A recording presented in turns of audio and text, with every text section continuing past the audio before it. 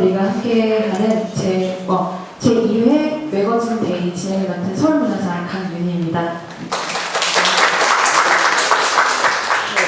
요즘 날씨가 변덕이 참 심하죠. 네, 그래서 오늘은 특히나 또 미세먼지 농도가 짙어서 좀 걱정을 많이 했었는데 그럼에도 불구하고 또 많은 분들이 이렇게 참석을 해주셔서 정말 감사드립니다. 네. 오늘 매거진 데이 발표 주제를 혹시 알고 계시나요? 네, 알고 계시나요? 네, 맞아요. 누구에게나 친숙하고 필수적인 것이죠. 그래서 저도 참 좋아하는 건데요. 네, 바로 음식입니다. 그래서 오늘은 이 푸드라는 주제로 기발한 아이디어와 창의적인 아이디어로 지금 직접 현장에서 뛰고 계시는 푸드 스타트업 5곳을 만나보실 텐데요. 시작에 앞서서 오늘은 또 특별하게 특별한 시간을 마련해 주신 분이 계셔서 잠깐 소개를 드리려고 합니다. 팜팩토리의 배순재 대표님께서 푸드와 ICT와의 융합이라는 주제로 키노트를 진행해 주시겠습니다. 네, 그럼 큰 박수로 한번 환영 부탁드리겠습니다. 예, 안녕하십니까. 팜팩토리 배순재 대표입니다. 제가 더워서 자켓을 우선 벗었고요. 도시에 오면 양복을 입지만 전 시골을 가면 장화를 신거든요. 이 주제가 ICT잖아요. 제가 정말 싫어하는 게 IT입니다. 제가 2010년에 저를 쫄딱 망하게 한 게 IT거든요. 2006년에 한국 들어와가지고 2010년까지 구글하고 IT 하다가 쫄딱 망했습니다. 제주원 700원 했었습니다. 그래가지고 여기 스타트업 하시잖아요. 제가 딱 지금 만 5년 3개월 됐어요. 이 팜팩토리를 한지. 그래서 그냥 간단하게 제가 어떻게 했는지 간단하게 설명을 하고 그냥 소개 어떤 거를 듣고 싶으신지만 얘기를 해주시면 말씀드리겠습니다. 우선 저 서 있는 사람 학사 석사는 IT 전자공학을 전공했고 박사는 미국에서 의대를 나왔습니다. 의대 나온 게 농업하고 하는 거에 전혀 도움이 안 되고요. 기보에서 돈 탈 때도 의대 나왔다고 빠꾸 먹었어요. 그래가지고 사실 도움이 안 돼서 2013년에 벤처농업대를 갔습니다. 벤처농업대 1년 코스 가가지고 그 크레딧으로 제가 기보에서 연장을 했어요. 0.1점 차이로. 그러니까 이게 큰 도움은 안 됐었어요. 한국에서는. 근데 사업을 하니까 의대 쪽에 굉장히 이렇게 도움이 많이 됐어요. 저희 팜팩토리는 한국에서 처음에 시작할 때 제가 유기농 상추 3박스 갖고 시작했거든요. 가평 농장에서 시작을 해서 그 농장주가 저한테 공짜로 주시는 야채를 가지고 시작을 해서 지금 그 농장을 샀습니다. 저희가. 그렇게 진행을 하고 있고요. 저희가 그동안에 제가 이 농업을 전혀 모르다 보니까 거의 그 강원도 거진 대진부터 백령도까지 바다를 훑었고 그 다음에 지금도 농장을 가서 계속 배웁니다. 왜냐면 저희가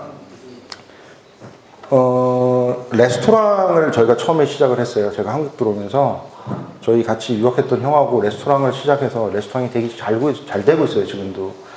근데 이 식자재를 모르니까 미치겠더라고요. 그러니까 즉 뭐냐면 상추 같은 게 예를 들어서 여름에는 한 박스에 13만원, 4만원 가거든요. 그러면 그걸 감당을 못해요, 레스토랑에서. 그래서 거꾸로 저희가 농장에서부터 배우기 시작을 했어요. 아, 이걸 어떻게 거래를 하면 잘 될 것인가. 그래서 농장하고 거래를 하다가 농장에서 저희가 정보를 얻어가지고 이제 농장하고 직거래를 하고 그러다 보니 저희는 유기농만 고집을 했거든요. 그래서 지금까지 계속 저희는 친환경만 하고 있습니다. 어떤 계기로 ICT를 하게 됐냐면요. 2013년에 미래창조과학부에서 전국의 농민을 상대로 뭘 하고 싶은데 IT 전공자가 없는 거예요. 농민 중에서. 그래갖고 저가 어떻게 발탁이 돼서 국책사업을 하게 됐어요. 지금까지. 그러면서 이제 IT를 많이 보급을 하려고 하는데 이번에 이 ICT 사업이 박근혜 대통령 10대 대권 공약이었어요. 그래가지고 제가 그때 한국하고 네덜란드를 저희가 이제 하게 됐죠. 네덜란드가 여러분들이 생각하는 것만큼 작은 나라가 아니에요. 제가 해보니까 지금도 네덜란드가 앞으로 전 세계를 꽉 잡을 수 있는 게 전 세계 종자의 70%를 패턴트를 전부 다 네덜란드가 갖고 있어요. 그래서 저희가 모든 종자는 다 네덜란드에서 거의 사온다고 해도 과언이 아니에요.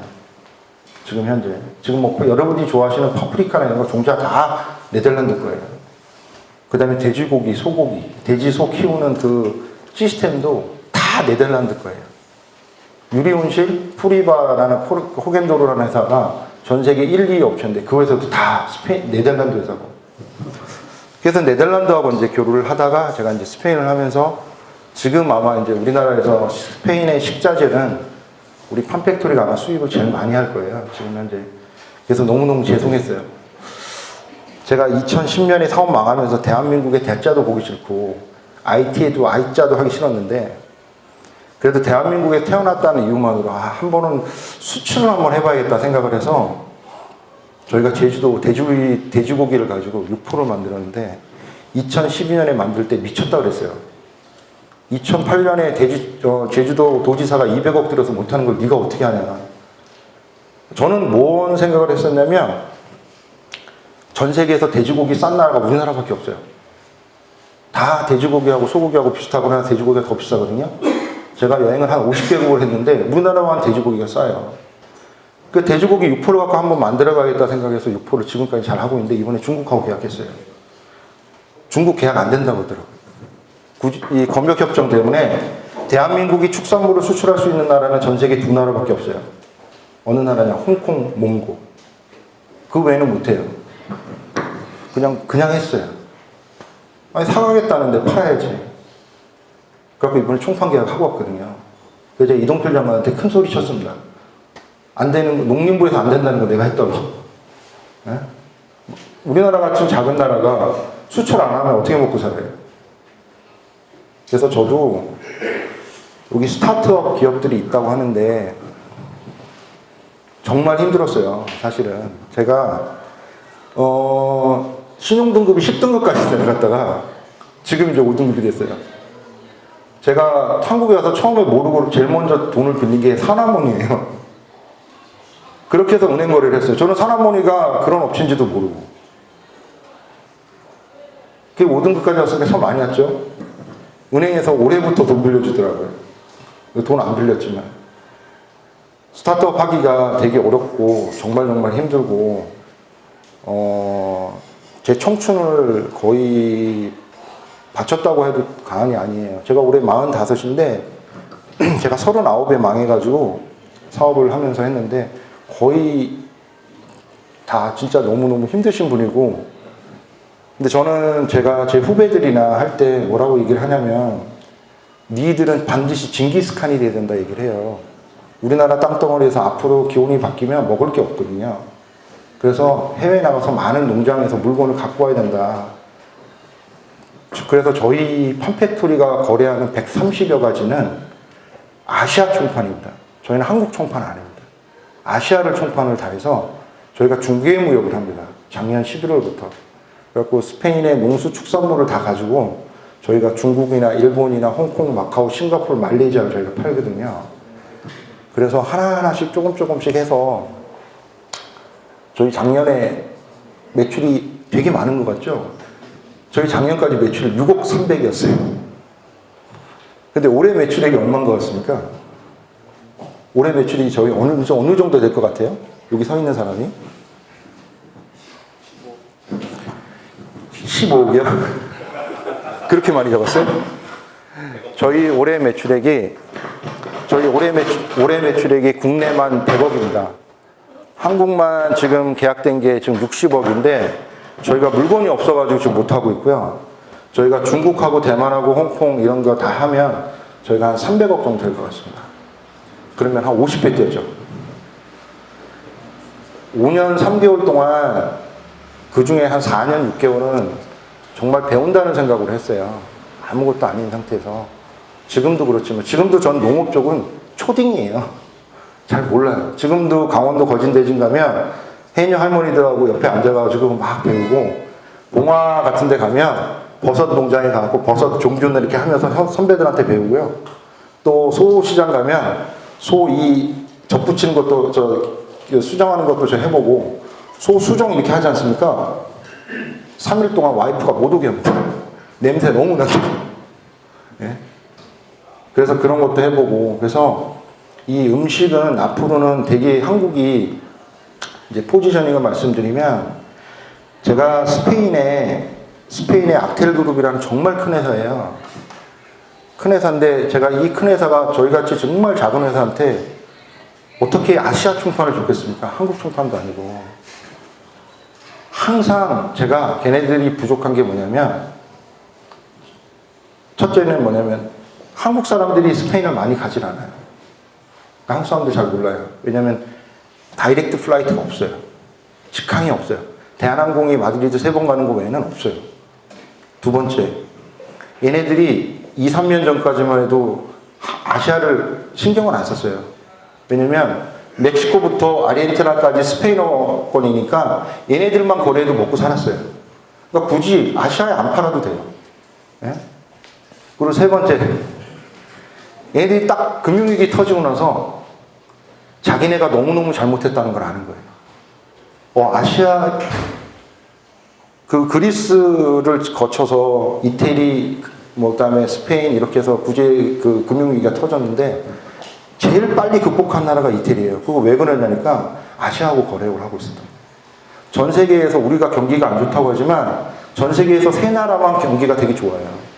한국, 일본, 중국. 딴 데 더 안 좋아요. 지금 우리 경기 안 좋다고 그러지만 거긴 더 안 좋아요. 스페인의 그 젊은 사람들의 세금이 얼마인 줄 아세요? 월급을 딱 타면 세금이 60%예요. 1000유로 받으면 400유로밖에 못 받아요. 그러니까 스페인의 젊은 애들이 자꾸 나가려고 그러거든요. 너무너무 세금이 세가지고. 그래서 이제 걔네들도 체질 개선을 하고 있는 거예요. 한국은 기회가 많아요. 특히 식품은 굉장히 기회가 많습니다. 왜 그러냐면 저는 강남스타일의 싸이의 강남스타일. 싸이를 좀 만나본 적은 없어요. 근데 걔 때문에 너무 많은 도움을 받았어요. 다른 건 모르는데 강남스타일 싸이 그러면 알아요. 저기 스페인의 2000년, 3000년 된 도시의 시장을 만나도 강남스타일 싸이 그러면 다 알거든요. 그래서 한국이라는 나라를 되게 좋아해요. 한국이 갖고 있는 게 뭐냐면요. 이 K-파워가 엄청나게 강해요. 외국에서도. 저는 이거를 이용했고요. 두 번째는 한국이 제일 잘하는 게 디자인이에요. 정말 잘해요. 그래갖고 저희 제품이 스페인에서 왔지만 반 이상은 저희가 디자인을 했어요. 그러니까 저희가 디자인을 해서 중국이나 일본이나 홍콩, 마카오, 싱가포르에 저희가 수출을 해요. 그렇게 해서. 그게 저희가 갖고 있는 거고. 또 하나는 제가 이제 스페인을 하니까 스페인만 단적인 예를 들면 지금 스페인 식품이 재작년부터 해서 싱가포르부터 해서 이렇게 쭉 지금 굉장히 인기몰이를 하고 있어요. 상해, 한국도 재작년에 4, 5개밖에 없다가 작년에 13개, 지금 한 20개 가까이 되거든요. 이 스페인 식품이 정말 원재료가 로우 머테리얼이 좋은데 포장을 못하는 거예요. 광고 홍보를 못하고. 근데 그거를 대한민국이 참 커버를 잘해줄 수가 있어요. 그러면은 한국이 뭐를 해야 되냐. 이제부터 본론이 나옵니다. ICT를 잘 접목을 하면 돼요. 저희가 지금 하고 있는 게 GS1 코드라고 해가지고 식품을 딱 샀을 때 이거를 이력 추적이나 그 농장이나 이런 소개를 다 할 수 있는 걸 저희가 지금 국책 사업을 지금 하고 있거든요. 그걸 저희가 스페인 제품에 다 붙였어요. 그래갖고 올 10월 달부터 전체 다 나오거든요. 그래갖고 지금 바코드보다 조금 더 길어요. 이거를 미국하고 일본, 중국, EU, 그 다음에 한국 이렇게 다섯 개 국가가 해요. 그래서 앞으로는 GS1 코드가 더 많이 쓰일 거예요. 바코드보다. 전 세계에 QR코드 쓰는 나라는 중국밖에 없잖아요. 그러니까 지금 현재 식품 트렌드가 그렇게 간다. 제가 이제 더 하는 거 별로 없는 것 같은데. 저한테 궁금한 거 있으시면 얘기하시면 제가 성심성의껏 얘기를 해드릴게요. 그리고 나중에 이메일 보내주시면 제가 이메일은 잘합니다, 항상. 그래서 이메일로 주시면 되고요. 어떤 뭐 궁금한 사항이나 있으시면 얘기 한번 해주시죠. 예. 그래서 대표님이 지금 스페인에서 수입하는 스모킹 같은 다 합니다. 저희가 농수축산물 다 합니다.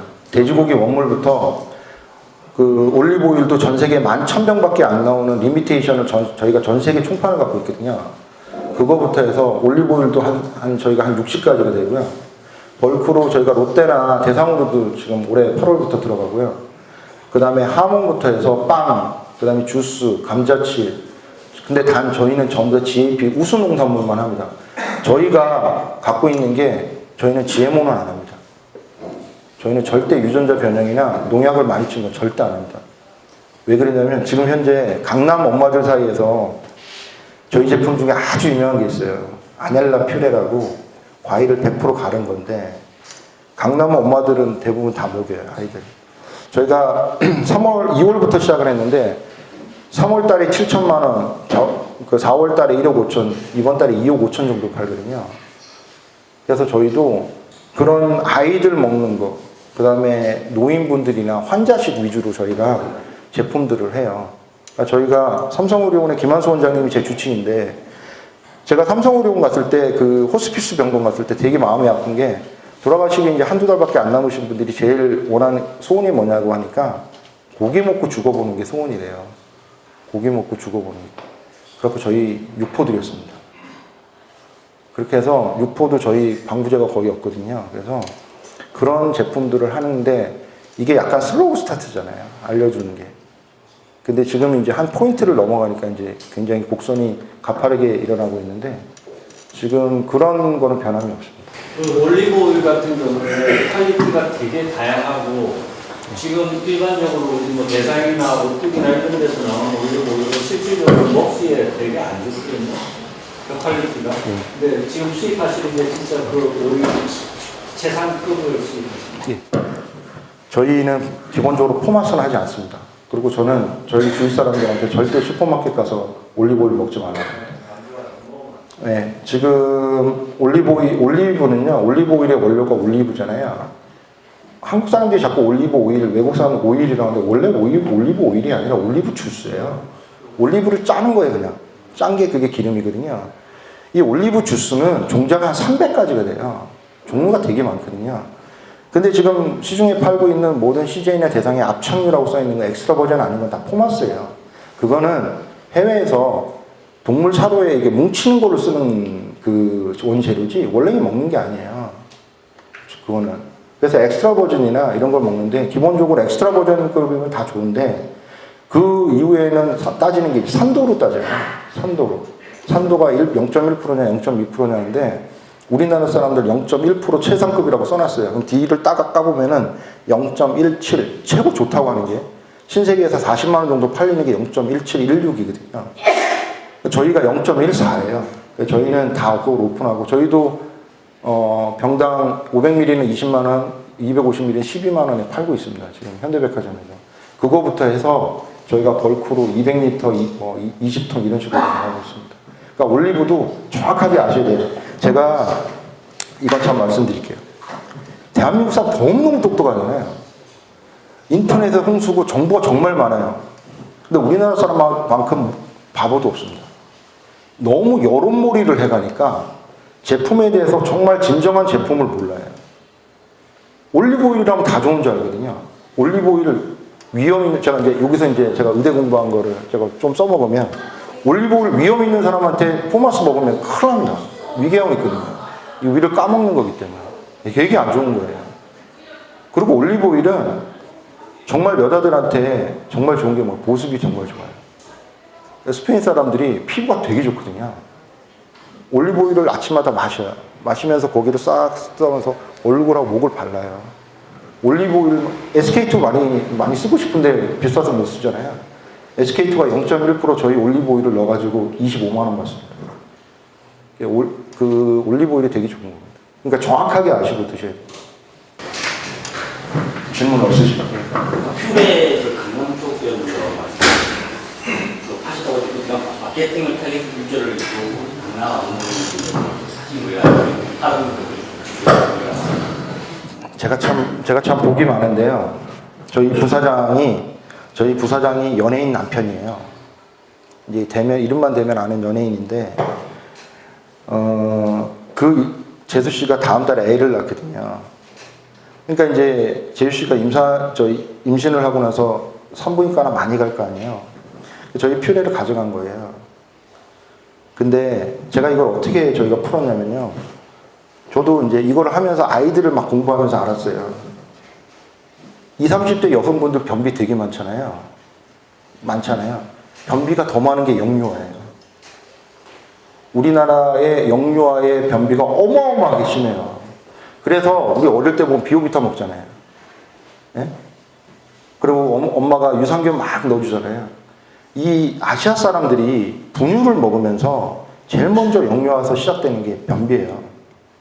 근데 변비를 해소하기 위해서 계속 엄마들이 비오비타를 먹이면 변비가 없어지는 줄 아는데 유산균은 움직여야지만 대장 운동을 할 수 있어요. 아이는 가만히 누워있는데 대장 운동이 안 되잖아요. 그래서 이게 장에서 밀어낼 수 있는 게 식이섬유밖에 없어요. 근데 그게 과일이거든요. 근데 엄마들이 과일을 갈아가지고 바로 놔두면 사과 같은 거 금방 갈변되거든요. 그러니까 이거를 엄마들은 좀 약간 더 깨이신 분은 그거를 이제 불로 끓여요. 끓여가지고 약간 살균 멸균을 해서 아이들이 소화를 잘 되게끔 하는데 그거를 저희가 착안해서 저희가 퓨레를 그걸로 마케팅을 했어요. 그래서 저희 엄마 중에 하나가 애 사진을 이렇게 동영상을 찍어서 저희 팀원에 가면 저희가 팀원에 하루에 지금 한 3,000개씩 팔고 있는데 엄마가 하나 비디오를 찍어서 보내왔어요. 애가 일주일 동안 똥을 못 산대요. 변을 못 본다고. 근데 아이가 변을 벗다고 해서 만세 부르면서 만세 부르는 걸 동영상을 찍어서 보냈어요. 그러니까 그런 것도 되게 그런 마케팅이거든요. 그래서 그거를 전 아시아에 다 퍼뜨렸어요. 전 중국에도 그렇게 아이들이 변비 많은지 몰랐어요. 더 많겠죠? 인구가 15억이니까. 그런 게 저희한테는 유저고 미래의 포텐셜 커스터머죠. 그렇습니다. 그러니까 저희는 식품 하나하나마다 업체들이 저희한테 오면 되게 재밌는 회사라고 그래요. 수입 한 개, 두 개만 해도 정말 힘든데 어떻게 130까지 하냐고. 근데 전 제가 좋아서 하는 거예요. 제가 좋아서. 제가 왜 수입을 시작을 했냐면 저 레스토랑 만들려고 한 거예요. 스페인 레스토랑 한번 해봐요. 제가 미국 레스토랑을 지금 하고 있거든요. 6개를. 그게 잘 되다 보니까 스페인 레스토랑 정말 해야겠다. 스페인 제품이 너무너무 좋더라고요. 그래서 제가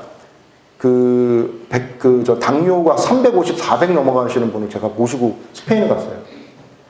돌아가셔도 제가 장례는 치르겠습니다. 한 번만 믿어주십시오. 그래갖고 일주일 동안에 빵을 드렸어요. 스페인 빵하고 이런 거를. 매일 아침마다 혈당 체크를 했거든요. 그분 들어오실 때 혈당이 280으로 들어갔어요. 그게 뭐냐면 제품에 첨가물이 없습니다. 전혀 첨가물. 우리나라 빵이 방부제가 너무너무 많아요. 저게. 그래서 우리나라 밀가루가 아무리 좋은 밀가루로 빵을 만들었어도 소화가 안 되는 거예요. 그래서 그게 혈당이 올라가는 거예요. 그래서 저희 제품들은 저희 감자칩도 지금 하고 있지만 감자칩이 감자, 올리브오일, 소금밖에 없습니다. 근데 저거 딱 보시면 처음에 나트륨이 40%라 아니 이런 걸 어떻게 팜팩토리에서 파냐고 어떤 손님이 하셨어요. 40%에서 저는 1001년이에요. 짜지가 않습니다. 9%, 10%를 쓰는 레이즈 같은 그런 감자칩도 그거는 맛소금이에요. 엄청나게 짜요. 우리가 설탕하고 시럽하고를 비교하시면 돼요. 시럽이 설탕이 10배 이상 달잖아요. 똑같은 거예요. 그래서 사업을 하시는 분들이 저는 지금 농업이나 식품을 하고 있지만 여기 계신 분들이 스타트업도 많으시잖아요. 자기가 하시는 분야가 전문가가 되셔야 됩니다. 그래서 그러고 나서 사업을 하셔야 고객들한테 응대를 할 수 있어요. 그러니까 저는 농산물을 다 하니까 너무너무 힘들잖아요. 그래서 저는 초딩이라고 해요. 제가 지금 다음 주에 또 유리온실에 가서 뭘 배우는데요. 거기도 저도 모르거든요. 그러니까 다 하려면 저희가 제품들을 그렇게 배우듯이 여러분들도 여기 뭐 나이 드신 분, 젊으신 분 다 있는데 정말 많은 경험을 필드를 해야 되고요. 아까 말씀드렸잖아요. 서두에 이렇게 양복 입고 맨날 높으신 분 만나시지만 맨날 농장에 가 있습니다. 농장에 가 있으면 제 차 트렁크에 항상 장화하고 막 이런 거 있거든요. 제가 상추를 3박스 갖고 시작했다 그랬잖아요. 제가 상추를 2번째 날 딸 때 저 기어 들어갔어요. 이 남자가 쪼그려 앉아가지고 하루에 상추 7박스, 10박스밖에 못 따는데 죽습니다, 저. 온몸이 아파. 그래서 제가 상추 그때부터 아껴 먹어요. 상추가, 여러분들 쉽게 상추 주세요 그러죠? 상추 엄청나게 따기 어렵습니다. 제가 왜 ICT를 얘기하냐면요. 두 번째 일이에요. 여러분들 지금 농촌에 안 가보셨잖아요. 지금 농촌에 수확할 사람이 없습니다. 제가 두 번째 ICT 하는 이유입니다. 우리나라가 제가 저번에 재작년인가 국회에 갔을 때 제가 막말을 한 적이 있어요. 국회의원 앞에서. 맨날 화이트 칼라 입고 농장에 농자도 안 가본 사람이 정책 만든다고 제가 그 자리에 뭐라 했거든요. 저는 추방하라고 해요. 전 미국 가서 먹고 산다고. 추방해도 됩니다 이러거든요. 제가 막 갈 때는. 왜 그러냐면 우리나라가 생산, 유통, 소비라고 알고 있어요. 항상 사람들은. 근데 아니에요. 제가 농업을 한 5년 해보니까 생산, 유통 전에 수확이에요. 우리나라 농산물을 농사 지은 거를 수확만 다 해도 물가 이렇게 안 비싸요. 저희 가평농장 34동이 있거든요. 비닐하우스가. 저희가 거의 7동은 갈아엎어요. 지금 봄, 가을에 야채 많이 나오거든요. 이거 딸 사람이 없어요. 그냥 노타리 치고 갈아엎어버리거든요. 앞으로 수확할 사람 점점 더 없어요. 야채? 누가 수확할 거예요? 할머니도 아니시면. 젊은 사람들 가가지고, 우리 젊은 사람들 가서 비닐하우스 들어가서 3시간만 일하라 그러면 못해. 개거품 물고 나와요. 정말로. 여름에 밖에 35도면 비닐하우스 45도, 50도 되거든요. 들어가서 뭐 있어요. 그래서 이 ICT 어떻게든 우리나라의 농산물을, 우리가 삼겹살을 그럼 무조건 상추잖아요. 상추로 계속 먹으려면 IT를 할 수밖에 없어요. 앉아서 하는 게 아니라 정말 비닐하우스 위에서 서서 이렇게 딸 수 있는 기술이 있어야 돼요. 근데 이게 쉽지가 않아요. 저희가 해보니까. 정말 어렵습니다. 이거는, 그럼 농사 제일 잘 지려면 서울대 농대 교수가 가서 지어야 제일 잘 짓잖아요. 못해요. 정말 힘든 게 농사더라고요. 저도 해보니까. 안 되면 농사 가지? 한번 해봐. 너 하면, 그런 말 정말 못하는 거예요. 진짜 농사 지시는 분들 정말 힘들게 지으세요. 그래서 그런 부분들의 농사를 지은 거를 잘 제가 전달하는 게 제 임무지, 다른 제가 롤은 없는 것 같아요. 앞으로 수입보다 수출을 더 열심히 하는 팜팩토리가 되겠습니다. 질문 있으시면 나중에 해주세요. 예, 고맙습니다.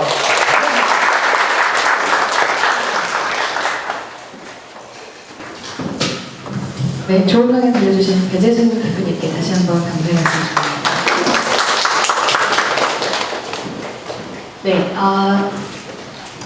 이때 총 4곳 스타트 업체의 데모 발표가 진행될 예정이고요. 약 10분 내외로 좀 진행이 되고 이제 피드백 시간을 갖게 될 예정이고요. 그래서 제가 처음으로 소개드릴 스타트업 업체는 홍대캐스트, 홍대 지역에 특화된 술 제조를 하는 곳으로 유명한 잠원 커뮤니케이션즈입니다. 네.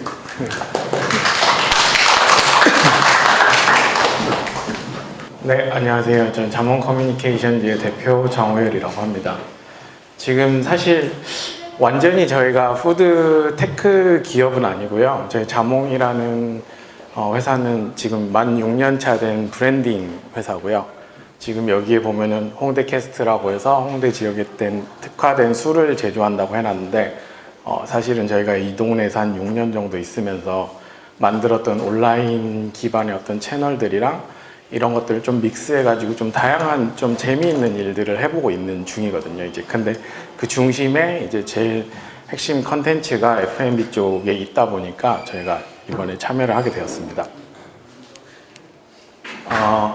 그래서 저희 이제 아직은 잠원 커뮤니케이션즈라는 회사 안에 서브 브랜드 정도로 지금 홍대캐스트라는 거를 디벨롭을 하고 있는 중이고요. 저희는 비즈니스 모델 상으로 봤을 때는 되게 다양한 비즈니스 모델들이 내부에 들어있는데 나름 약간 버티컬 플랫폼이라고 자꾸 얘기를 드리는 이유는 이 홍대라고 저희가 부르짖는 마포구와 서대문구 일부 9개 동에 한정지어서 이 안에서 일단 저희가 비즈니스를 디벨롭하고 있어서 약간 버티컬 플랫폼이라는 얘기를 가끔 드리고 있습니다.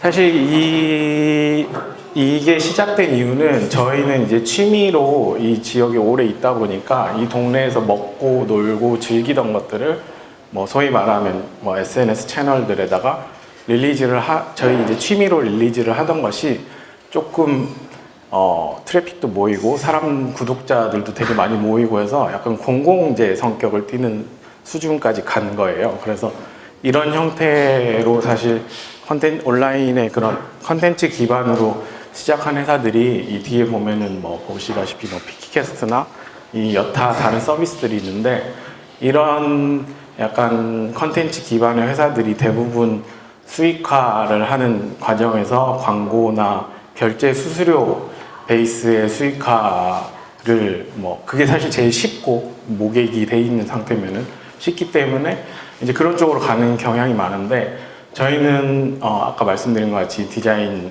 회사고 브랜딩 회사다 보니까 이 지역을 저희가 가지고 있는 취미로 만들어져 있는 이 채널을 통해서 이 지역을 한번 브랜딩을 해보면 어떨까라고 해서 시작을 했습니다.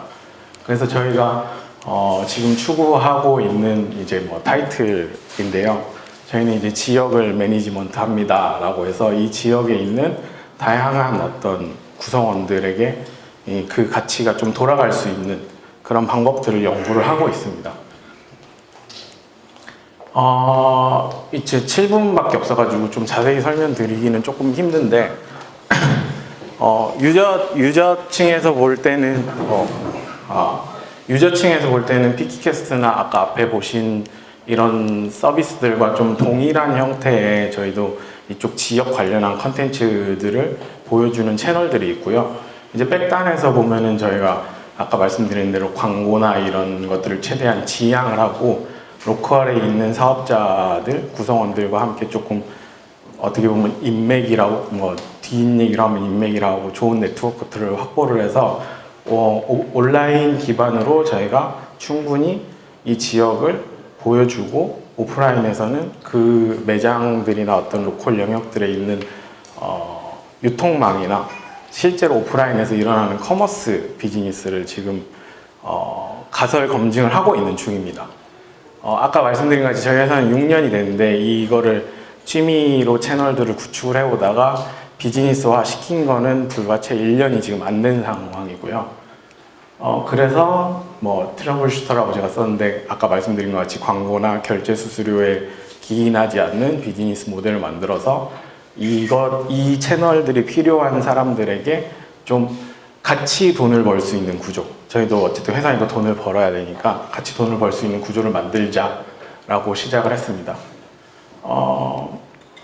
좀 시간이 없어서 좀 빨리 넘어갈게요. 저희가 그래서 다양한 사실 푸드나 온라인 컨텐츠 관련한 곳들이 있기는 한데 그곳들이 대부분 아까 계속 얘기 드린 대로 결제나 이런 것들로 가다 보니까 사실 SN 이쪽도 사실 광고주 분들이 있으실 거 아니에요. 그럼 광고주 분들은 저희한테 돈을 주는 입장이다 보니까 아무래도 좀 객관성을 사실 잃을 수도 있고 그런 것들이 명확하지 않을 수 있는데 그런 쪽에서 조금 자유로운 면이 있고요.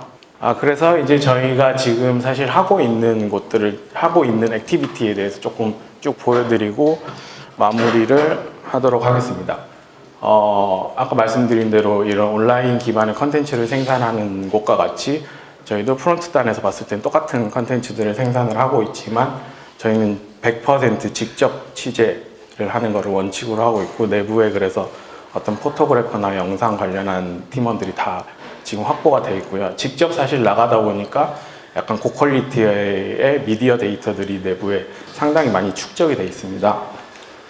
그리고 지금 이제 막 연계되어 있는 저희가 직접 보유하고 있는 채널 그리고 제휴되어 있는 채널까지 좀 다양하게 지금 쭉 늘어놓은 건데요. 이것들을 기준으로 봤을 때 저희가 주간 기준으로 굳이 뷰수를 따지자면 지금 한 50에서 200만 정도 뷰를 낼 수 있게 구축이 되어 있습니다.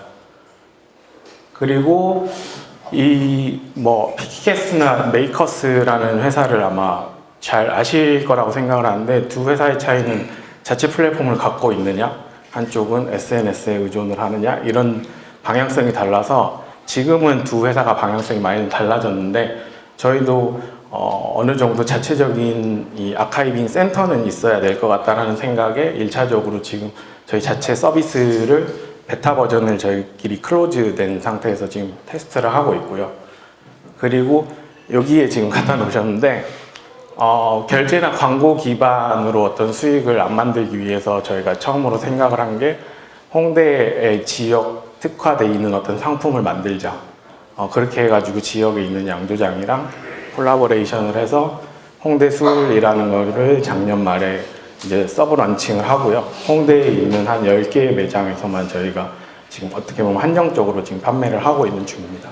그 매장들과 좀 약간 문화 컨텐츠를 만들기 위해서 지금 여기 보이시는 것 같이 작년에는 뭐 그린 플러그드에도 좀 참여를 하고 해서 다양한 컨텐츠들을 만들어 가고 있습니다.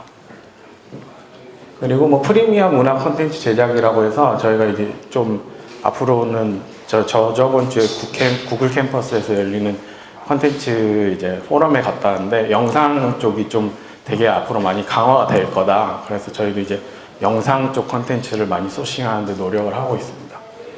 오프라인 커머스라고 하는 거는 방금 얘기 드린 대로 술 같은 경우 이제 저희가 직접 유통을 하면서 수익을 남길 수 있는 방법을 찾고 있고요. 홍대에서 조금 유명하신 파티셰 분들 지금 일단 구두상으로만 얘기가 되고 있는데 한 3분 정도랑 해서 전주의 초코파이처럼 홍대 빵을 만들어 보자 해가지고 지금 사전 기획 단계에 있습니다. 그리고 저희는 어쨌든 이 로컬 지역에서 사실은 좀 다른 지역으로 확장해서 나갈 생각에 이태원 쪽에 DB를 좀 모으고 있었는데요. 저희도 이제 조그만 회사다 보니까 힘에 붙여서 일단 이 지역에서 좀 왕자를 한번 먹고 이거를 그대로 떠다가 내년쯤에는 뭐 이태원이나 강남 쪽으로 좀 진행을 하자라고 해서 그 계획을 세우고 있습니다. 요거는 지금 좀 업데이트 되기 전 자료들인데 저희가 이제 자체 보유하고 있는 채널들의 어떤 숫자들이고요.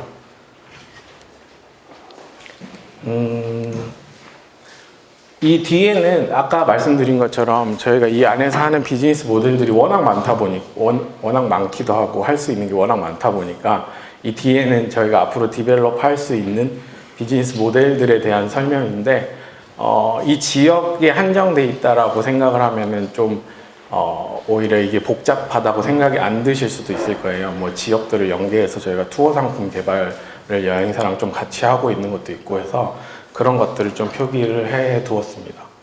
아까 이제 브랜딩이랑 저희가 디자인 회사다 보니까 홍대에 있는 한 개의 매장은 저희가 그쪽 사장님이랑 협의를 해서 통째로 다 털어서 저희가 인테리어 컨셉 다 잡고 실제 시공까지 해가지고 저 이제 길 건너편에 있는 매장이긴 한데 저희 컨셉에 좀 팝업 스토어, 콜라보레이션 스토어도 하나 만들어가지고 지금 운영 중에 있습니다.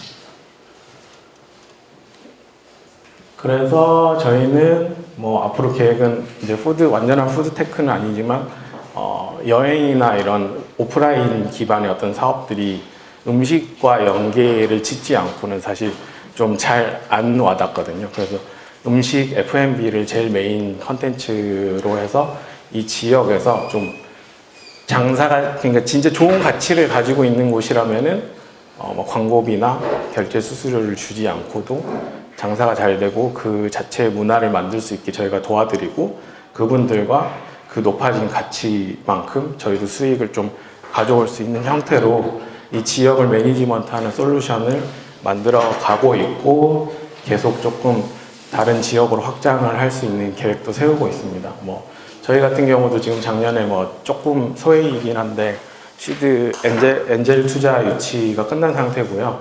올해 하반기에 조금 재원 마련을 추가적으로 하려고 여러 방면으로 얘기를 하고 있고요.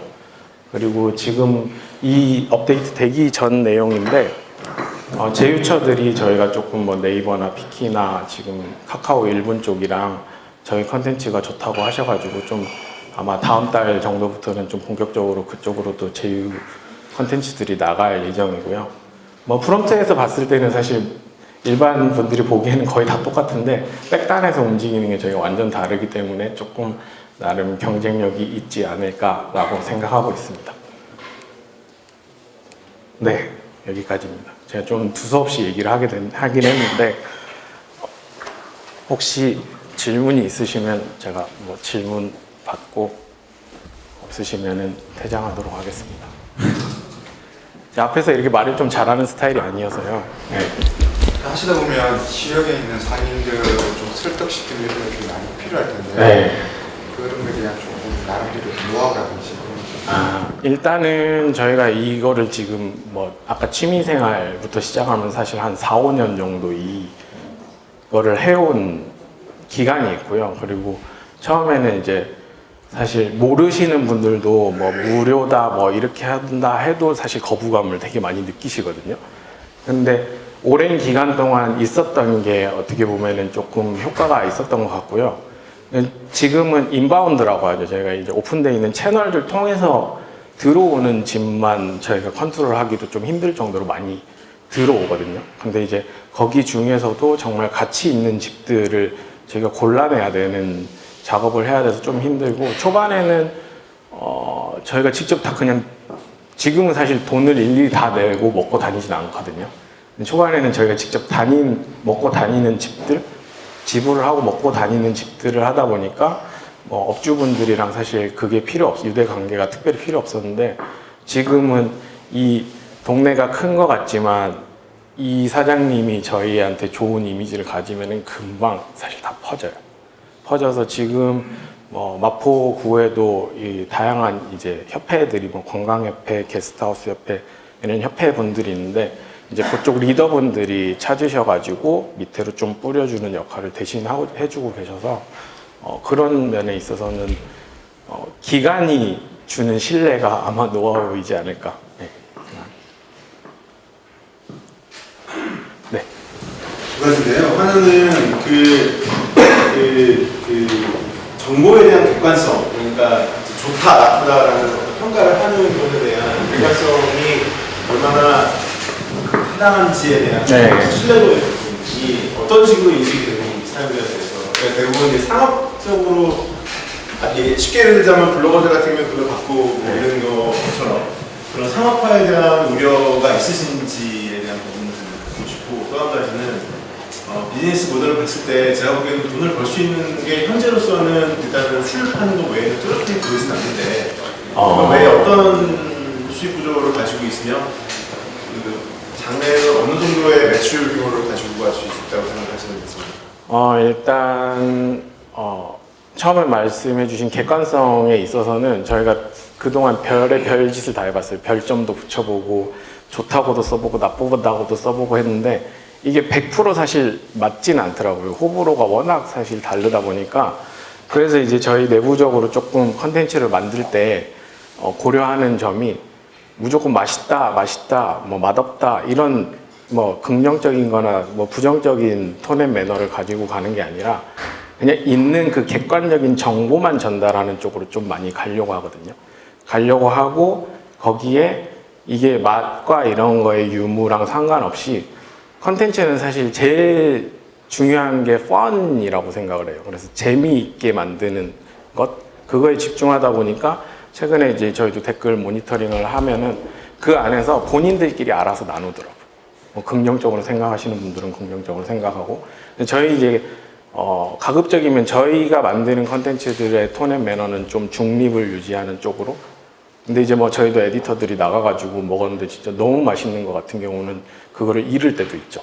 근데 그거를 맛있다고 해서 읽고서 맛있다고 해도 또 그거에 맛없다는 분들은 있거든요. 아니면은 맛있는데 금액이 비싸다고 욕을 하는 경우도 있고, 음식이 그래서 되게 힘든 것 같아요. 저희도 하다 보니까.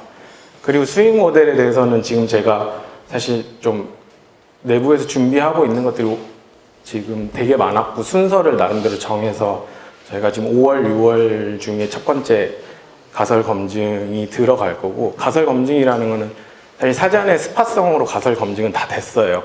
근데 이거를 좀 솔루션화 시키는 작업을 하다 보니까 이제 새로 가설 검증을 한다고 말씀을 드리는 거고요. 이 가설 검증이 될 뒤에 비즈니스 모델들은 굉장히 많은데 아직 조금 오픈하기가 어려운 점도 있고, 매출 같은 경우는 저희가 엔젤 투자도 받고 VC 대표님들하고도 제가 뭐 투자를 받으려고 만나는 것보다는 이제 좀 좋은 투자자 입장에서 좋은 얘기를 들으려고 뵙고 다니는데 뭐 이제 몇몇 분 같은 경우는 홍대를 먹고 뭐 경리단, 이태원 이런 쪽이나 한 2개, 3개 스팟 정도만 가도 이제 본인이 생각하시기에는 이런 거는 유통망까지 가져오면 IPO도 가능하지 않을까라고 이제 얘기는 해주시긴 하거든요. 근데 저희가 아까 말씀드린 것 같이 취미로 시작을 했고 이제 비즈니스화 시키고 있는 초기 단계다 보니까 가능성은 사실 엄청 크지만 지금 여기서 너무 뻥튀기를 해서 말씀드리면 좀 오버인 것 같아서 이 정도까지 말씀드리겠습니다. 또 없으시면 네. 실제 지금 유통시키고 있는 술은 판매되고 있는 다른 술과는 어떤 부분에서 차별화가 되고 있어요? 사실 이게 술 쪽 섹터에서 보면은 또 다른 얘기가 될 수도 있기는 한데 이 술을 시작하게 된 계기도 저희가 채널을 갖고 있기도 했지만 지역에 이제 뭐 친한 동생이긴 하지만 친한 동생이랑 같이 양조장을 좀 작년에 인수를 했어요. 인수를 해가지고 그 인수된 공장에서 나오는 술을 어떻게든 좀 팔고 해야 되다 보니까 술 쪽에서 보면은 전통주거든요. 사실은 이 안에 들어있는 거는 우리나라 술인데 우리나라 술을 조금 다른 시각으로 리뉴얼을 해보자 해서 이런 모양이 나온 거고 저희가 가지고 있는 매체가 이런 거다 보니까 홍대 술이라는 걸로 한번 풀어보자 해서 시작을 했던 거고 밑에 있는 양조장에 있는 어떤 뭐 원천 이 맛이나 이런 거에서는 좀 되게 오래된 양조장이다 보니까 이미 검증이 된 상태라고 봐도 무방하고 이 술 같은 경우도 뭐 아주 공신력이 있는 그런 대회는 아니지만 대한민국 주류대상이라는 곳에서 뭐 2년 동안 대상 수상도 한 술이기도 해서 술의 어떤 종류나 이런 것들에 좀 구애받지 않고 저희는 일단 브랜딩이랑 마케팅력으로 좀 많이 퍼뜨리려고 준비를 하고 있거든요. 근데 사실 우리나라 술이 소주, 맥주 이외에는 대중화되기는 아직 이 국민적 인식이 조금 부족? 그러니까 좀 더 시간이 필요한 것 같아요.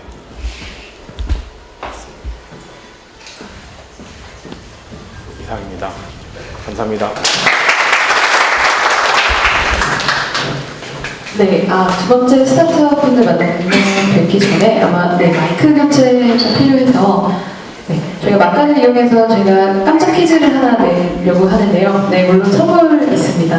저희 최신 영화 예매권 2배 증정을 했고요. 오늘 주제가 푸드인 만큼 제가 음식과 관련된 넌센스를 한번 준비해 보았어요. 네, 너무 아재 개그라면 너무 저를 경계하지 마시고 목 넘김이 좋은 음식은 과연 무엇일까요? 혹시 정답 아시는 분은 손을 들고 말씀을 해주시면 되고요. 네, 목 넘김이 좋은 음식. 네, 네, 크게 한번 다시 말씀해주세요. 꿀떡. 그죠? 정답입니다. 네, 다시. 네, 또 혹시 기회 놓치신 분들은 또 다음 기회가 있으니까요. 네, 저희 욕하지만 말아주시고 가실 때 저한테 꼭 말씀해 주시면 좋겠습니다. 네, 첫 번째 스타트 해드리면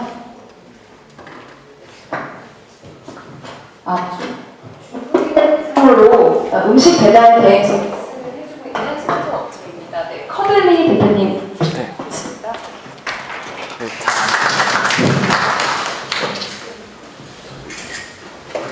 네, 저희는 이제 중국인 분들을 위해 푸드 컨시어지 서비스를 하는 심야 서울 식당에 서비스하고 있는 밥데일입니다. 배고픔은 사실 낮에도 있잖아요. 근데 저희 항상 배고픔은 낮에만 있는 게 아니라 밤에도 오잖아요. 밤에 배고픔이 사실상 더 세죠. 그래서 저희는 이분들을 찾잖아요.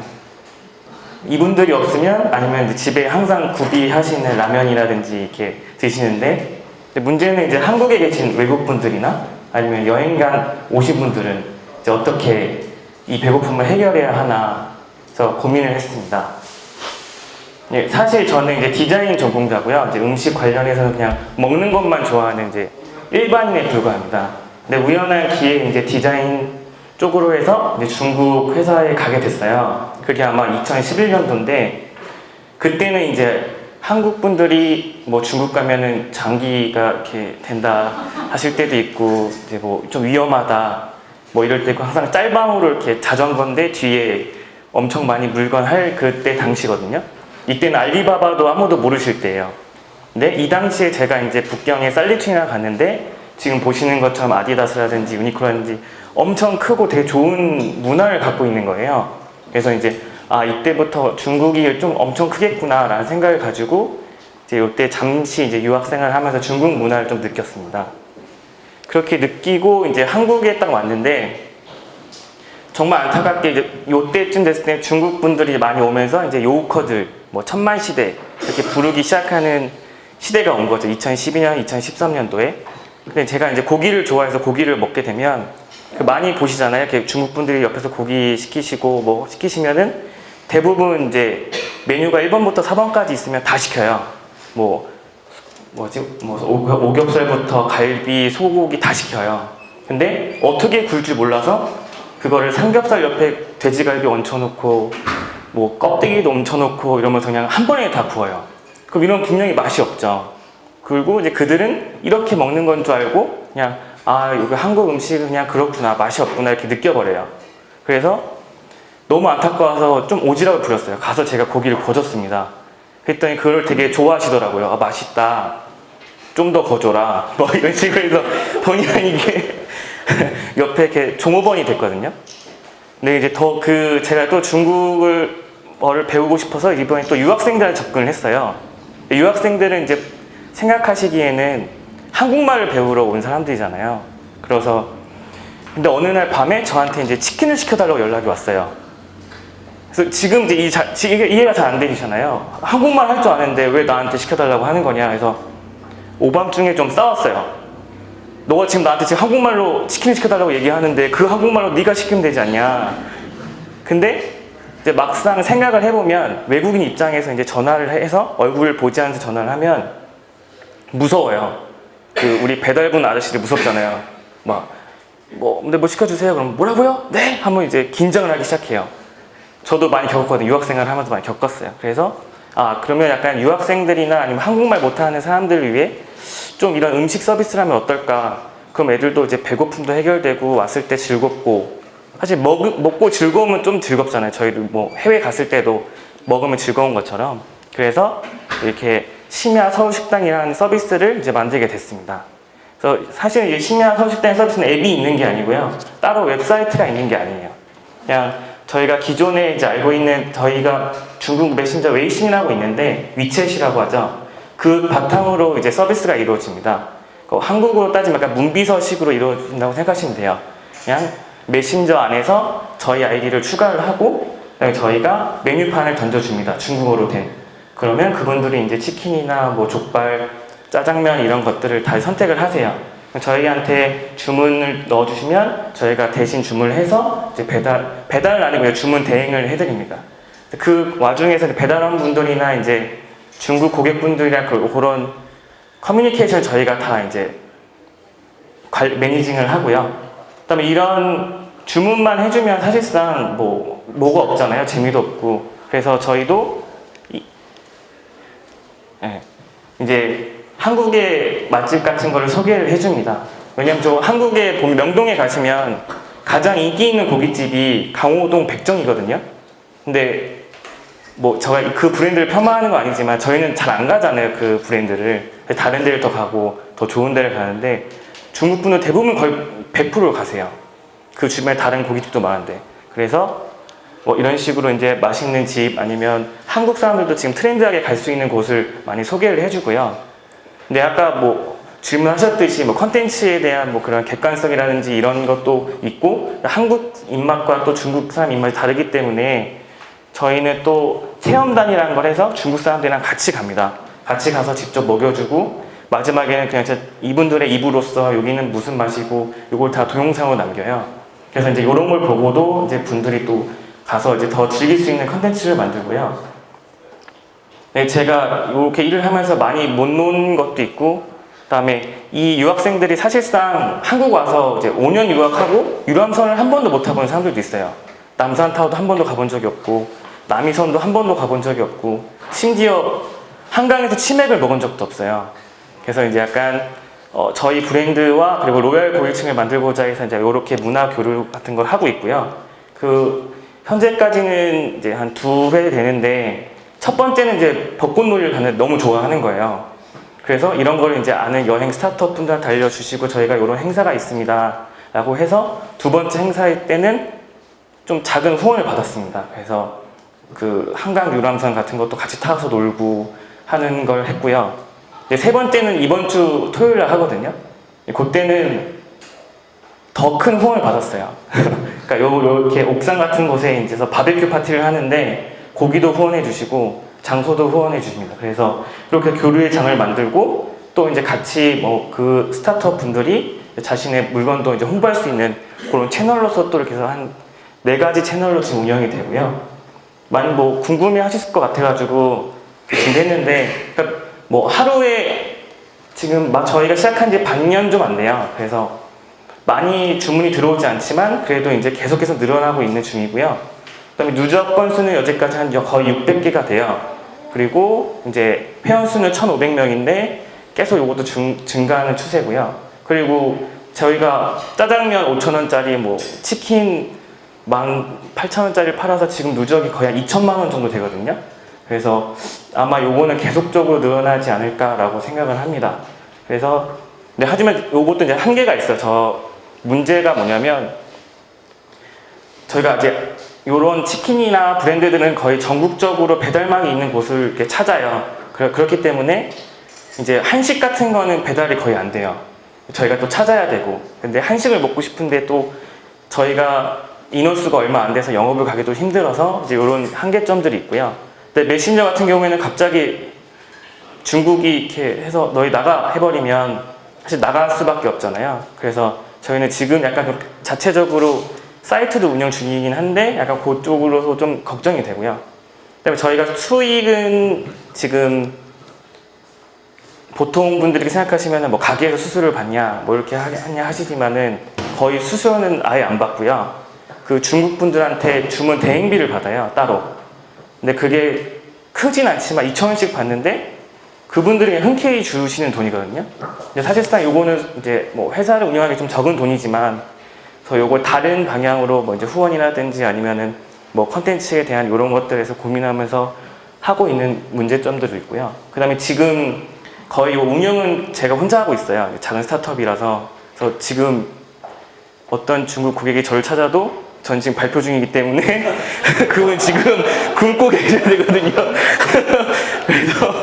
그래서 약간 이런 문제점도 있어서 사실 이런 문제점을 이제 조금씩 해결해 나가는 게 사실 스타트업이라고 생각하고요. 그래서 지금 이제 작은 이제 스타트업이라서 이렇게 문제점들을 이제 해결해 가면서 다음에 제가 이렇게 만나 뵀을 때는 제가 이런 게 해결됐습니다. 그래서 지금 시간도 1초에 뭐 10건씩 들어와요 라는 게 됐으면 정말 좋겠습니다. 네. 그래서 사실상은 이제 저 여기 나온 이유는 여러분들의 도움이 필요해요. 길거리 가시면 대부분 중국 분들도 많이 만나시고 그분들이 뭐 이제 지도를 들고 이제 뭐 어디 맛있는 데 있냐 뭐 알려달라고 하시잖아요. 그럼 그때는 그냥 이렇게 뭐 sorry 뭐 이렇게 뭐 I can speak Chinese 뭐 이렇게 뭐 하지 마시고 그냥 요거 사진 한 장 찍으신 다음에 요거 메신저 추가하라고 네 하시면은 이제 그 중국 분들도 맛있는 거 먹을 수도 있고 저녁에 이제 힘들고 할 때 숙박에서 맛있게 치킨 먹을 수 있으니까요. 혹시 만나시면 요거 이렇게 해주시면 감사하겠습니다. 네, 지금까지 심야서 시장의 박대리였습니다. 네. 질문 받아도 되죠? 네.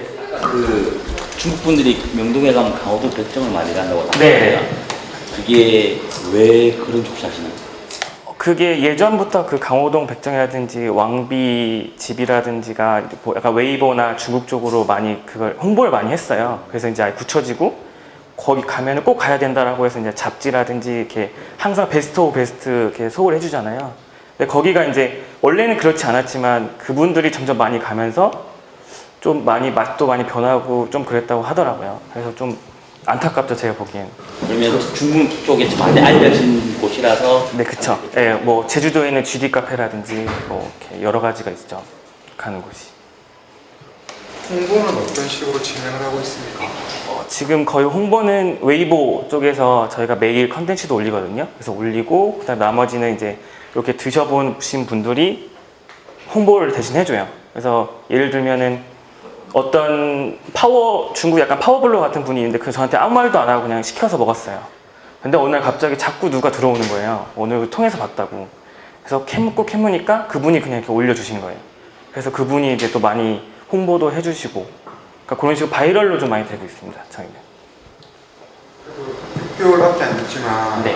한국에서는 조금 보기 드문 희귀한 어떤 사업 아이템인데 네. 혹시 중소기업체라든지 엔젤 쪽에서 투자 제의 같은 게 들어온 적은 있나요? 아직까지? 그런 건 전혀 없어서 저도 아쉽지만 네, 저도 이렇게 정부 지원금을 많이 넣었는데 정부 지원에서 아쉬운 점이 뭐냐면 저희는 앱이 없고 그냥 메신저 안에서 돌아간다라는 그것 때문에 좀 많이 감점이 된 것 같아요. 네, 그래서 또 엔젤분들이랑 이렇게 접촉하기에는 지금 이렇게 수치가 그렇게 높은 건 아니어서 그냥 뭐 제이컵을 그린다고 했을 때는 제가 찾을 수 있지만 지금 그냥 이렇게 완만하게 올라갈 뿐이거든요. 네. 그 주변에 아시는 분 있으시면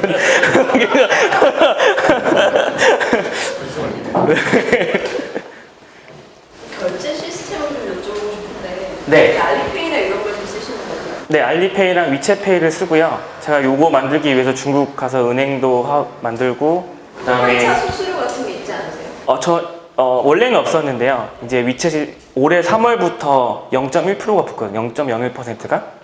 그러면 이제 1,000위안을 이체한다고 했을 때 1위안밖에 붙지 않아요. 그래서 그 수수료는 그렇게 크지는 않습니다. 네. 뭐 위챗이나 이런 거 궁금하신 거 있으면 언제든지 물어봐 주세요. 네. 저 아까 그 우지라고 시작한다고 했는데 네. 그 우지라고 시작하려고 아, 네. 했는데 그래도 어느 정도 시장 규모는 보였을 것 같아서요. 네. 어느 정도 되나 보세요? 그 한국에 있는 그러니까 뭐 저희 여행객들은 많이 알잖아요. 이제 뭐 1,000만 요코들이 온다 해서 그래도 작년에는 600만 명이 왔잖아요. 그리고 한국에 있는 유학생만 해도 거의 10만 명이 넘어요.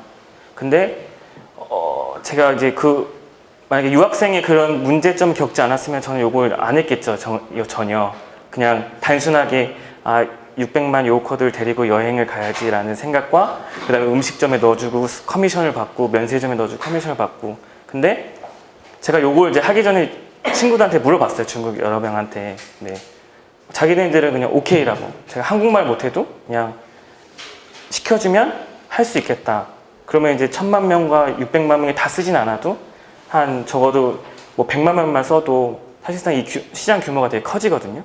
그리고 한국에서는 배달 문화가 되게 좋잖아요. 그럼 저는 지금 작지만 이제 이런 배달 문화라든지 시스템을 그대로 두고 다른 나라 가서 쓸 수도 있게 쓰고 싶은 생각이 있거든요. 그러니까 중국인들을 위한 아예 아웃바운드 회사가 되려고 해서 이제 저도 한국인이어서 한국부터 시작하는 건데 아마 그렇게 되면 이제 전체 크지 않을까 생각합니다. 그 이용하시는 분들이 대부분 유학생이에요, 아니면 일반인이에요? 그러니까 예전에는 관광객들이 되게 많았는데요. 이게 이제 유학생들이 한두 명 쓰기 시작하면서 지금은 이제 유학생들이 거의 한 60% 되고요. 관광객들이 40%가 돼요. 그래서 저도 되게 신기해요. 그래서 배민도 있고 요기요도 있고 하는데 그냥 그걸 왜 쓰는지 되게 궁금하지만 또 생각해 보면은 되게 귀찮은 거예요. 앱을 깔고 그거 누르고 다시 이게 뭐 하고 또 그 배달원 아저씨한테 전화 오고 이게 사실상 또 귀찮음이고 무서움이거든요. 그래서 그냥 이게 자기 언어로 된 서비스를 이용하자라고 해서 쓰는 것 같아요. 여행객을 위한 그런 어떤 컨텐츠를 올리시는 거예요? 저는 거의 맛집만 올려요. 먹는 것들 그리고 한국에서 지금 트렌디한 것들 있잖아요. 네? 맛집의 선정. 선정은 이제 여기도 있으시다시피 페이스북에 이제 올라오는 트렌드한 것들이 계속 중복돼서 올라오잖아요. 그때 당시에 이제 사람들이 하거나 아니면 인스타그램에서 제가 이렇게 쭉 리서치를 하다가 이제 트렌디하게 올라오는 것들 그리고 이제 TV에 방영되는 것들 그렇게 해서 저희 찾아서 직접 하는 것도 있고 친구들 이렇게 사진 이렇게 보내줘서 하는 것도 있고요. 직접 했으면 지금 제가 더 이렇게 주문하는 고객들의 데이터베이스는 어느 선까지 확보를 하시고 서치를 하시나요?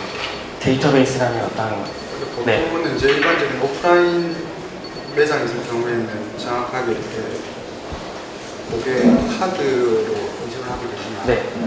주문하실 경우에는 요구라든지 다른 데 보면 좀 더 정확하게 뭐 날짜가 패시브 이런 것들이 네. 다 데이터베이스를 보지 않습니다. 대표님께서 하시는 저는 구글 드라이브 그로 수기로 다 합니다. 이렇게 아이디, 날짜, 주소, 얼마 시켰고 뭐 시켰고, 네, 몇 시에 주문해서 시켰고 몇 시에 도착했고, 약간 그거 다. 네, 그래서 지금 600개 되는 게 지금 다 있거든요. 예전부터 해서. 네. 그래서 예전에 뭐 시킨 분이 나 예전에 시켰던 치킨 하면 그대로 찾아서 시켜주기도 해요. 네. 아무 말도 안 하고 예전에 먹었던 거 그럼 바로 시켜줍니다. 네. 가장 많이 주문하는 음식이 그 관광객분들은 치킨을 많이 시키시고요. 짜장면이랑 탕수육. 그리고 유학생분들은 저희랑 똑같아요. 햄버거랑 피자. 네. 그거 말고 거의 뭐 족발은 좀 비싸서 사실상 하나에 3만 원이잖아요. 그래서 또 질문 있으신? 없으시면 여기까지 하겠습니다. 네, 감사합니다. 네네. 네,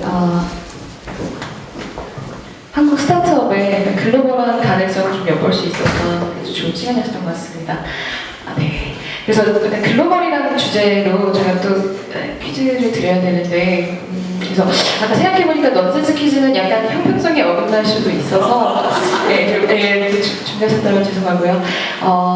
그래서 저희가 중국 시장이었잖아요. 그래서 제가 좀 나이가 들면서 요즘 이런 말을 들으면 되게 기분이 좋더라고요. 너 밥 먹고 다니니? 너 밥 먹었니?라는 말을 들을 때 되게 좋은 기분이 들어서, 그래서 혹시 너 밥 먹었니를 혹시 중국어로 하시고 너무 동시에 들으셔가지고, 근데 저희 대표님, 커들리 대표님께서 안 계시나요? 좀 네이티브한 발음을 제가 사실 몰라서. 네, 한번 부탁드릴게요. 한번 들어봐 주세요. 네, 한번. 자, 너 밥 먹었니? 네, 네? 네, 맞아요. 와, 다 인정, 네, 너무 잘해주셔가지고. 저는 순간 욕 들었다고. 네, 이따가 말씀해 주시면 되고요. 네, 세 번째로 소개해드릴 분은요. 네, 컵 리드에 광고를 더한 더 하이어라는 스타트업 업체를 소개해드리겠습니다. 네.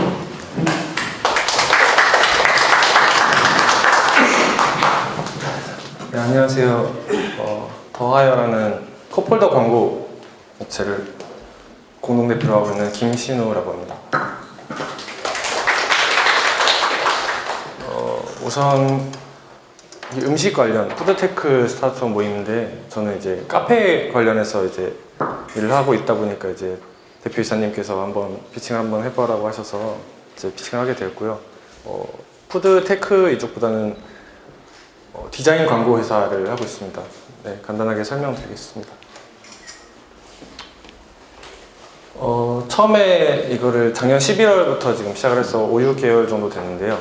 처음에 시작한 이유는 제가 신촌의 족발집에 후배랑 이제 족발에 소주 한잔 하고 있는데, 족발집에 이제 티슈에 치과 광고가 있는 거예요. 치과 광고가 있어서 교정기 막 이런 광고가 있어서 되게 안 어울리는 거예요. 족발집에 치과 광고를 하고 있으니까 진짜 뭐 이빨 빠지고 오라는 것도 아니고 되게 안 어울리는, 것도 신촌에서 당산역에 있는 치과를 하고 있길래 참 이제 남는 광고 매체로 참 좋은 아이디어로 되게 멍청한 광고를 하고 있다는 생각이 들어서 이걸 생각을 하고 있다가 다음에 이제 카페를 갔는데 홀더가 보이더라고요. 컵홀더가 지금 여기 있는데, 이제 홀더 뒷면을 사용하면 어떨까 해서 이거 저희가 샘플로 제작했던 건데, 그래서 앞에는 카페 디자인을 하고 뒤에는 홀더를 해서 광고를 하면 어떨까 해서 시작을 하게 되었습니다. 그래서 이제 카페를 알아보다 보니까 프랜차이즈보다는 개인 카페에서 디자인 개량이랑 이제 원가 절감에 대한 수요가 있어서 개인 카페에 이제 이런 광고를 받아서 무료로 디자인과 제작을 해주는 일을 하고 있고, 지금 초기에는 뭐 영화, 도서, 뭐 치과같이 뭐 의료 뭐 이런 것도 있겠지만 웬만한 카페에서는 최대한 이제 손님들에게 거부감 없는 광고를 하려다 보니까 지금은 스타트업이랑 어플리케이션만 위주로 이제 광고를 진행을 하고 있고요. 그래서 이제 스타트업과 개인 카페를 이어주는 컵홀더 광고 매체라고 보시면 되겠습니다. 여기 스타트업 하시는 분들 굉장히 많은 걸로 알고 있는데요. 요즘에 스타트업에서 광고를 할 때 크게 보면 이제 포털 사이트 파워링크, 블로그, 페이스북 광고, 온라인 광고로는 이렇게 많이를 하고 있습니다. 파워링크 같은 경우는 이제 상위권 키워드 비용이 거덕하게 높아지고 있기 때문에 경쟁 때문에 좀 많이 비싸다고 알고 있고, 블로그 광고는 이제 타겟이 특정화할 수 없는 단점이 있어서 이제 비용에 따른 효과가 불분명한 단점이 있었습니다. 또 페이스북 광고, 요즘에 페이스북 광고 하나 때문에 이제 확 뜨는 스타트업들이 많은데 전략적인 접근 없이, 특히 그 광고 피로도라고 하더라고요. 광고가 너무 많이 보이니까 광고에 대해 무뎌지는 현상 때문에 질 좋은 콘텐츠 말고는 사실 광고를 써도 큰 효과를 보지 못하는 사례들이 많았습니다. 그래서 저희는 컵홀더 광고로 이것들을 해결하려고 했습니다. 그래서 저희 컵홀더 광고의 장점들인데요. 하나씩 말씀드리면 일단 이번에 대학생 재능거래 플랫폼, 약간 크몽 아시나요? 크몽이랑 비슷한 동갑과외라는 어플리케이션이 이번에 출시가 됐는데, 그래서 이제 이렇게 말씀을 하셨어요. 그래서 대학생을 타겟으로 한 광고를 하고 싶다. 그래서 특히 한양대 쪽에 좀 알아봐 줄 수 없냐 해서 저희가 이제 카페 라인을 잡고 있는 상태에서 한양대 내에 있는 카페에다가 지금 광고를 진행을 했고요. 그러니까 이번에 오늘도 두 사람이라는 커플 SNS 미팅을 하고 왔는데, 커플을 타겟으로 한 광고가 필요하다 그러면 이제 커플들 많은 지역에 저희가 카페 있는 데 중에 찾아서 이제 저희가 추천을 해드려서 거기랑 이제 연결을 해서 광고를 넣는 타겟형 광고를, 오프라인 광고를 하고 있습니다. 두 번째, 노출 시간인데요. 버스 광고나 지하철 광고 이렇게 슉 지나가면 5초 만에 지나가잖아요. 근데 SNS도 마찬가지로 뭐 광고 하도 많다 보니까 5초, 10초 만에 지나가는 경우가 많은데, 저희가 대학생 200명 대상으로 설문조사를 했을 때 한 잔, 커피 한 잔 이거를 사서 버리는 시간이 평균 58분이 소요된다고 합니다. 58분 동안 이게 노출이 될 수 있는 거고요. 그래서 최소 30분 이상의 노출을 할 수 있는 시간이 장점이 있습니다. 또 저희가 디자이너랑 같이 하고 있어서 개인 카페들이 정말 디자인을 돈이 없어서 못하는 경우도 있고, 디자이너를 구하기가 힘들고 이걸 매번 바꾸기가 힘들어요. 근데 이제 프랜차이즈들은 그런 팀이 있으니까 매번 이제 바꿔서 진행을 하고 광고도 진행을 하고 하는데, 이런 개인 카페들 디자인 문제를 해결하기 위해서 이제 좀 디자인을 많이 입혀서 하고 있고, 이제 광고 이미지와 어울리는 색깔 디자인으로 이제 광고 매체의 품질을 높이고 있습니다. 그리고 이제 예쁜 커플더, 재밌는 커플더들은 이제 사진 공유나 SNS를 통해서 이제 2차 효과까지 노리고 있습니다. 제일 궁금하실 텐데요. 비용은 이제 1인, 그러니까 한 장에 90원 정도라고 보시면 됩니다. 그래서 카페 컵홀더 사용이 좀 있는 카페들 대상으로 지금 하루 9,000원에 100명 플러스 알파 고객 광고를 전달하는 걸 하고 있고요. 포털 사이트 파워링크, 온라인 광고들에 비해서 페이스북 광고, CPC, 클릭당 광고 비용에도 적은 비용으로 스타트업들이 비용이 많지 않고 마케팅을 하기 힘든 상황에서 좀 저렴하고 효율적으로 광고를 할 수 있는 방법이 없을까 하다 보니까 이렇게 하고 있습니다. 첫 번째는 지금 아까 받아보신 게 있을 텐데, 첫 번째 저희 거를 만들어서 이게 최소 수량이 만장이다 보니까 집에 9,900개가 있어가지고 오늘 한 30개 썼는데 좀 많이 쓰고 싶은데 이게 저희 거다 보니까 쓸 데가 없더라고요. 그래서 필요하시면 500개, 1000개씩 이렇게 보내드릴 수 있으니까 혹시 카페 하시는 분 있으면 무료로 사용을 하실 수 있고요. 그리고 이거는 아까 얘기한 동갑과외라는 어플인데, 키 컬러가 이제 청록색이라서 이제 청록색에 어울리는, 여기는 한양대 내에 있는 그라지에라는 카페예요. 그래서 이제 색깔을 맞춰서 여기는 폰 좀 켜봐, 앱스토어 동갑과외 검색, 과외 상대를 찾아 과외비를 벌어봐, 공강 시간에 과외비를 벌어봐, 이렇게 해서 진행을 했습니다. 오늘은 이게 1호고요. 저번 주에 6개월 만에 이제 막 저희도 작년까지 학교를 다니다가 해서 6개월 동안 막 여기저기 공장 찾고 막 이것저것 다 준비를 하다 보니까 사실 첫 사업이라 많이 오래 걸렸는데 저번 주부터 이제 첫 매출이랑 오늘도 커플 SNS 하나 계약을 해서 이제 2호까지 완료한 상태고요. 카페는 서울 좀 20, 30대 많은 곳 아니면 또 직장인을 타깃으로 하는 어플이나 스타트업이 있으면 또 직장인들 많은 곳, 뭐 게임 회사라면 뭐 지하철 내에 있는 카페라든가 뭐 어머님들을 위한 거라면 뭐 백화점 안에 있는 카페라든가 그런 이제 더 효율을 많이 볼 수 있는 광고들 위치를 이제 찾아서 저희가 이제 일이 들어오면 저희가 이제 추천을 해서 맡아서 광고를 하는 것을 진행을 하고 있습니다. 두 명의 공동 창업자, 이게 저고요. 이건 공동 창업자이고요. 여기는 디자이너입니다. 네, 스타트업 하고 계시면 저도 약간 홍보 반 하러 와가지고요. 네, 오늘 이렇게 좋은 자리 마련해주신 홍합밸리에 감사드리고, 네, 여기까지 사업 소개를 마치겠습니다. 감사합니다. 혹시 궁금하신 거 있으면 답변해드리겠습니다. 그러면 이제 개인 카페의 기술이 계속 쌓이는 게 어떻게 자잘했을 텐데. 네네. 현재 어느 정도? 개인 카페요? 개인 카페 지금 30개 정도를, 그러니까 카페를 먼저 하고 있다가 광고도 없이 카페만 도니까 이게 너무 카페는 기다리다 지치고 뭐 이렇게 해서 같이 모으려고 지금 한 30개 정도 모아놓은 상태에서 광고도 들어오면 또 거기서 또 따로 가서 컨택을 하고 있습니다. 지금은 신촌홍대 쪽에 많이 있고요. 원가 생각을 해보면 네. 인당 90원이라고 했는데 네. 지금 아까 최소 수익이 만장 네. 만개라고 했잖아요. 네. 그러면 한 카페, 두세 개 카페를 갖더라도 그 만개가 다 빠지려면 시간이 꽤 오래 걸릴 것 같은데. 저희가 5,000장 이상 카페들을 거의 기준으로 잡고 있어서 5,000장이라면 하루에 한 150잔 정도 팔리는 카페들 위주로 먼저 하고 있어요. 그래서 2달 안에 소모를 하는 카페들만 먼저 진행을 하고 있습니다.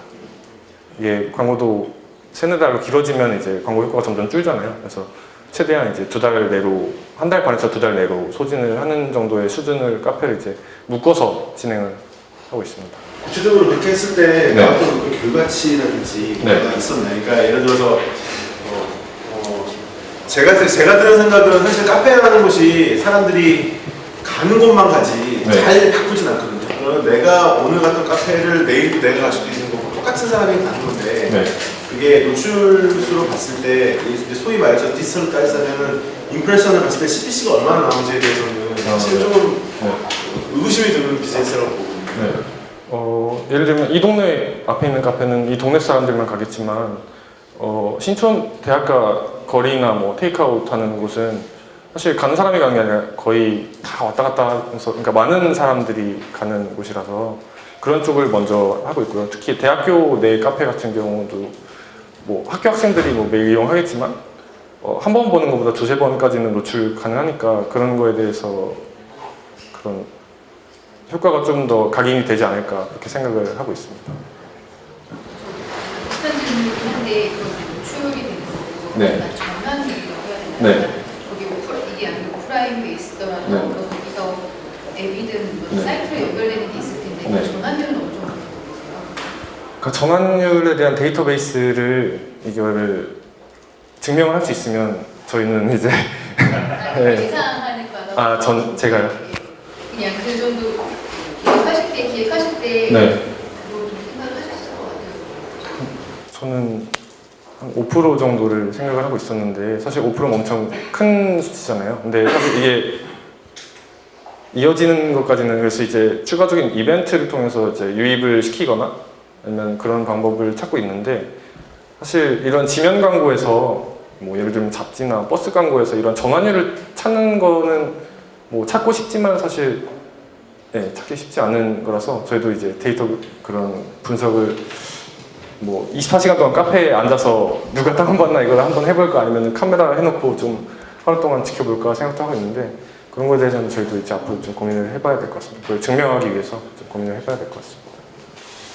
네, 이상 발표 마치겠습니다. 감사합니다.